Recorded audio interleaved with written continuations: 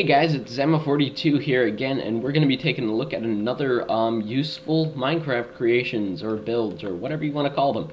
Alright, now I've decided to make these less focused on just redstone and just on, interesting and useful builds that have good applications and, are generally useful. Because that's what I want to do, because I am bored. Alright, so what first thing we're going to be doing today is a trample-less farm, or a trample-proof farm. Now, what this is essentially, as the name thoroughly states, a farm that cannot be trampled. Alright, so what you're going to want to do here for this is, very simply, place fences in the area where you want to have said farm. Now, a lot of you have probably seen this on, well, not a lot of you, but a decent amount of you have probably seen this on Ethos Lab. I'm not trying to steal this. I'm just trying to, spread the knowledge just in case, But, alright, so we have our fences in. Alright, there we go. So now we need a simple dirt block and not a spider. Why, hello there, spider. How are you today? Are you happy? Are you, jerk. Alright, so, don't make me injure you. Don't make me hurt you, spider. Alright, so then what we're going to want to do here with our pet spider, you know what? Our pet spider needs to die.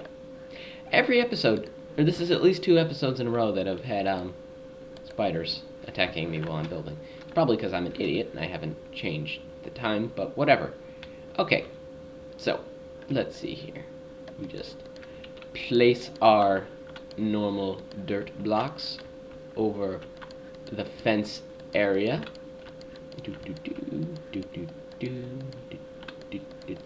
Random dirt placement is boring. Alright, so we have that.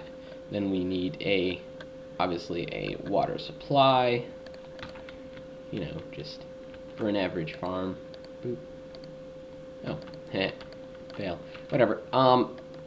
Put that in there, and then just do the average thing to the ground. Yeah.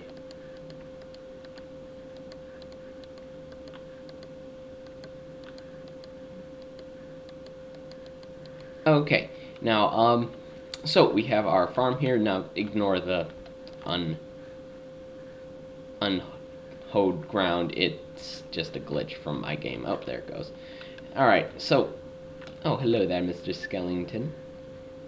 Well, as Mr. Skellington is about to prove, the ground cannot be trampled once the farm has, some fences.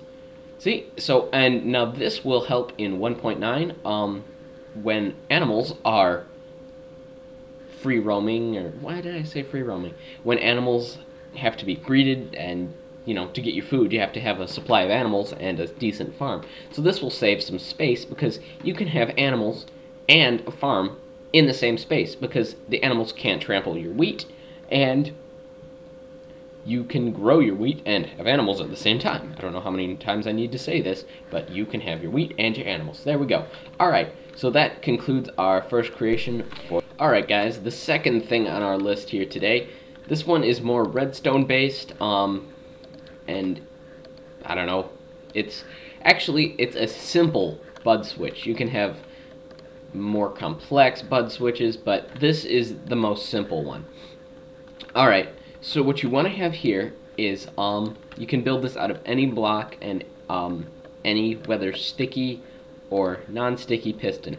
Alright, so what you want to do here is you have a piston, it's floating, alright, and then you have your block. Make sure it's one above, just like that.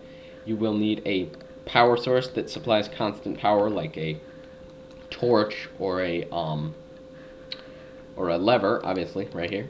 Alright, so right now, this won't do anything.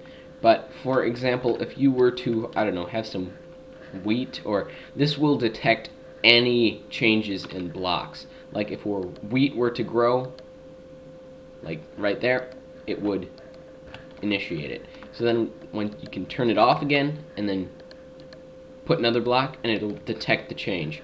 Now it can also be changed from the side, anywhere around. This will detect any block changes, such as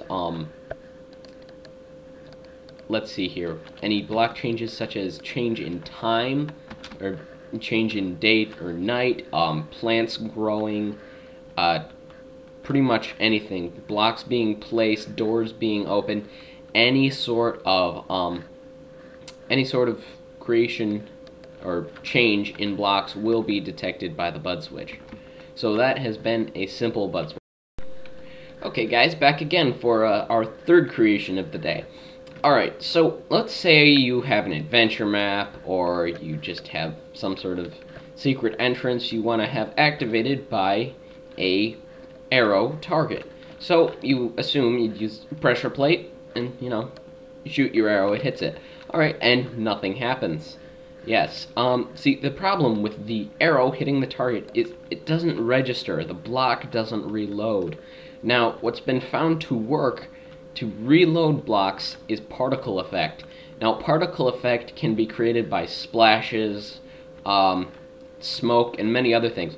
So if you want to have an efficient working pressure plate that can be activated by an arrow, you need to have a block of netherrack with fire underneath it. Now, when the particles of the smoke reach up and go through there, it will register and reload, thus powering your system. So now, when you shoot at it from a distance, boom, it activates. Alright then, so this has been Useful Redstone Creations for the Brave Bold channel. I'll see you guys in the next episode.